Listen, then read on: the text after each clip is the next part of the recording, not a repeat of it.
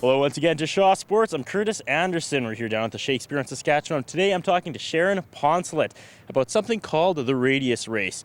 And Sharon, before we get into the race itself, the most important thing is we're raising money. What are we raising money for? We are raising money for the Radius Scholarship Fund, and the fund is used by the children and the adults that attend the Radius programming. Okay, now how many years has this been going on?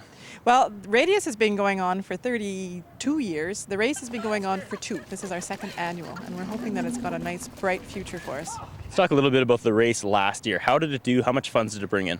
Well, last year we raised $1,200 for scholarship, and the youth had an opportunity to use it and go to camp, and we have a $600 scholarship for the adults. And this year, of course, we're hoping to raise a little bit more.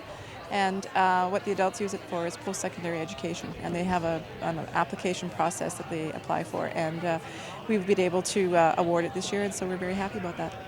Let's talk a little bit about the race now. Explain the race to me. What happens? Well, the brochure says it's a fun-filled adventure through the Meewasin Valley in Saskatoon. Last year we went through downtown, 10 stations, and at each station there's a brawn activity and a brain activity. Teams of 4 will run the course, and at each station they have to pick who's going to be the racer and who's going to be the quizzers. And the quizzes are brain teasers that incorporate, like this year we did some of the sponsorship. Sponsors are in the teasers, and sites along the riverbank and things like that. So everybody had a really good time last year. Tell me about some of the brawn challenges.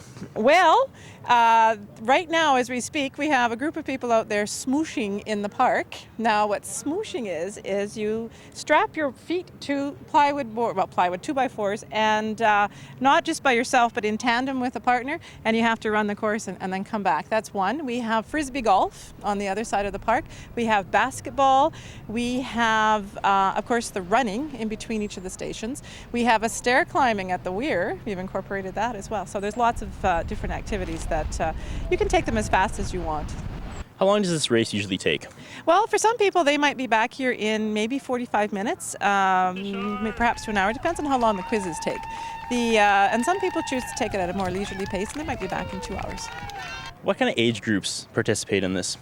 Well, today I think our youngest racer is 18 months old. We have one parent brought her child with her, and I believe that we run all the way, probably the average age is about maybe 25, but we have people who are my age in the race as well. I would feel very comfortable running this race. Now, I know there's some door prizes, and you kind of answered this a little bit before, but tell us what they're playing for. $600 is the first prize, and the second prize is a hot tub rental, and the third prize is restaurant. Boffin's Restaurant has given us some tickets or gift certificates for their restaurant. And then the team that raises the most money, we also have pledges. DVD players are on the list. We have the best dressed team, and they will win tickets to Shakespeare on the Saskatchewan, who's one of our sponsors. What can you say about the people who participate in this? I mean, it's early Saturday morning, it's rainy, it's cold. What can you say about them? Well, I would say that they are wonderful. They are absolutely wonderful people.